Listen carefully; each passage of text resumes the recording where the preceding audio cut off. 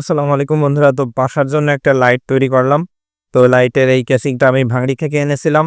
তো দেখতে পাচ্ছেন এই লাইটটাতে আমি এই যে ৩ টা মোবাইলের ব্যাটারি এড করছি, সাথে একটা ল্যাপটপের ব্যাটারি এড করছি এবং চার্জিং হিসেবে যে নরমাল যে একটা ডায়োড দিয়ে এই ইন্ডিকেটর সিস্টেম করে দিয়েছি চার্জিংয়ের জন্য। আর এখানে আমি টাইপ সি পোর্ট ইউজ করছি চার্জিংয়ের জন্য। এখানে ডাইরেক্ট এসি সকেট ছিল, সেখানে আমি মডিফাই করে এসি মানে টাইপ সি সকেট দিয়েছি যেন আমি সুবিধা মতো চার্জ দিতে পারি টাইপ সি পোর্ট দিয়ে। তো চলুন এটি ঢাকনা এঁটে তারপরে আমি পারফরমেন্সটা দেখাই। তো বন্ধুরা, লাইটটি আমাদের দেখতে ঠিক এইরকম হয়েছে। তো আমরা যখন এখানে চার্জিং ইন করব, তো দেখতে পাচ্ছেন আমাদের পাশে একটি ইন্ডিকেটর আমি সেট করেছি।